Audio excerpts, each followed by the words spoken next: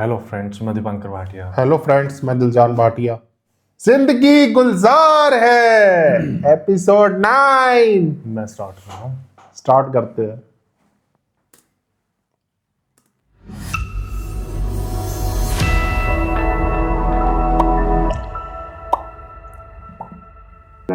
पहले इंसान होंगे जिन्होंने मेरी सेंस ऑफ ह्यूमर की तारीफ की, और आज तक मैं अपनी सेंस ऑफ ह्यूमर को खुद तलाश नहीं कर सकी। चल खैर अच्छा है। बुक भी तलाश नहीं कर सकी, तब से ढूंढ रही है। बाय द वे, आपकी बर्थडे कब थी? क्यों? वैसे ही याद रखने के लिए। अच्छा, आपको तो पूरी रजिस्टर की जरूरत होगी लड़कियों के बर्थडे याद रखने के लिए।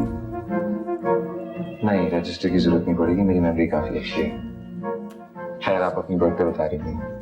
क्यों? It's personal. I am not asking about the year of birth, मैं डेट ऑफ बर्थ की बात कर रहा हूँ। मैं आपको यह बता दूंगी, डेट नहीं बताऊंगी।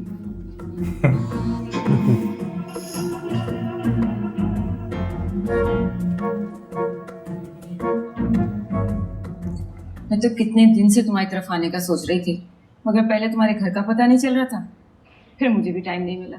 अरे बस रास्ता, इतनी जल्दी में घर छोड़ना पड़ा कि क्या बताऊं।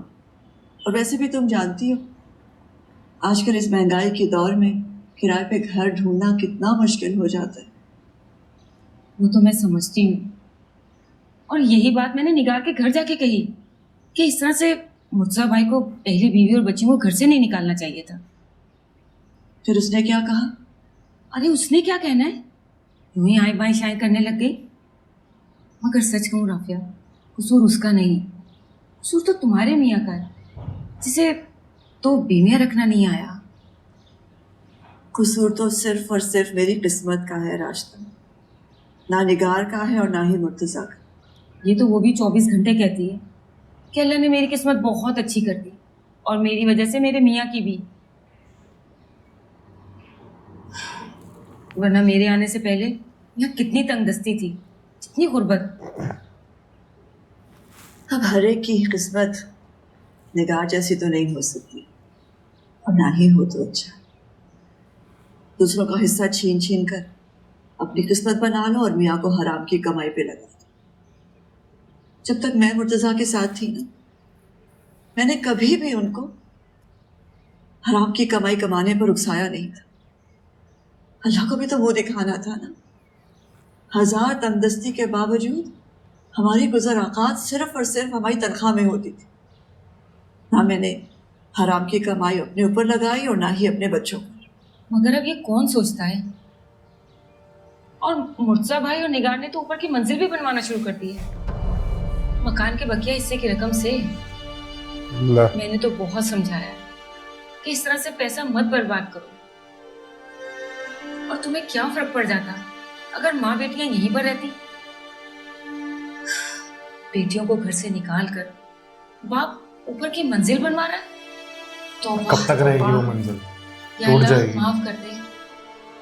कैसा जमाना आ गया है, सारा खून ही सफेद हो गया रिश्तों का, कुछ समझ में नहीं आता।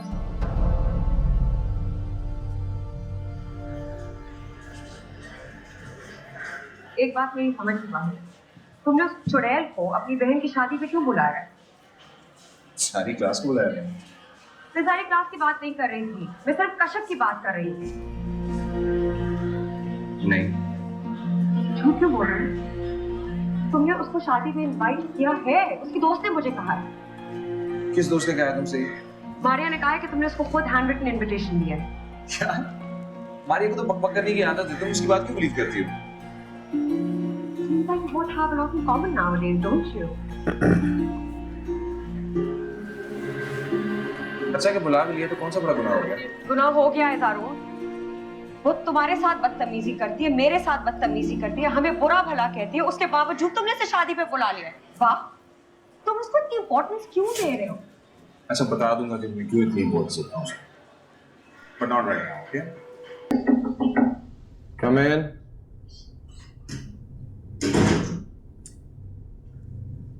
Are you free? अगर आपने मुझे कहीं बाहर लेके जाना तो मैं बिल्कुल भी फ्री नहीं है। मुझे तुम्हें कहीं लेकर नहीं जाना, लेकिन तुमसे एक जरूरी बात करनी है। चलो फिर ठीक है, नहीं हो फ्री, आए बैठे बात करते हैं। आज अस्मारा की मम्मी का फोन आया था। माँ अब फिर से मेरी और अस्मारा की शादी की बात शुरू करने लगी है। नहीं, तुम्हारे उस रिश्ते के बारे में नहीं, उसके लिए एक बहुत अच्छा प्रपोजल आया है। रियली? किसका? समरा के भाई हैं, अमेरिका में होते हैं, उन्हीं का बेटा है। और समरा मुझे कह रही थी कि अगर आप लोगों की मर्जी नहीं है तो फिर वो इस रिश्ते को बहुत सीरियसली कंसिडर करेंगे, क्योंकि वो इस साल हर हाल में अस्मारा के बारे में कोई फैसला करना चाहते हैं। तो फिर नतीजा ये निकला कि आपने फंदा मेरे गले में फिर से डाल दिया। इसे फंदा डालने वाली कौन सी बात है? तुमने क्या शादी नहीं करनी या किसी और से करनी है?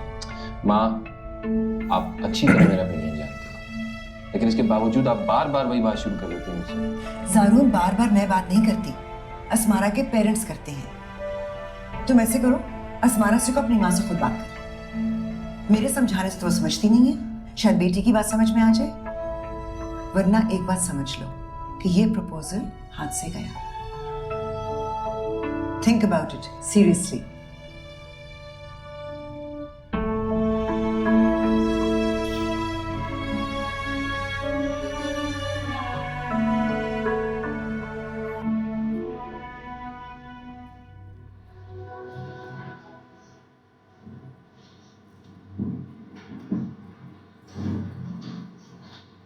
Hello, how are you? ठीक। वो सर दाऊद के कल के लेक्चर के नोट्स हैं आपके पास? हाँ, लेकिन मेरे नोट्स नीट नहीं है। That's all right. मैं हैंडराइटिंग भी पढ़ सकता हूँ। मैंने ये तो नहीं कहा तुम्हारी हैंडराइटिंग बुरी है, बस नोट्स थोड़े से रखे हैं। सर जैसे तैसे भी हैं, मेरे फ्यूचर की कहानी ना फिलहाल में तुम्हें एमपी का इलाज है। क्या आप किसी और से नहीं ले सकते? मसलन आपके किसी भी ग्रुप मेंबर से? मेरे पे आपको मेरी मदद करने में कोई इतराज है? क्योंकि दैट्स द केस तो किसी की भी मदद करना तो एक इखलाकी फर्ज होता है। जी पता है मुझे, लेकिन आप उसका यकीन में नहीं आते।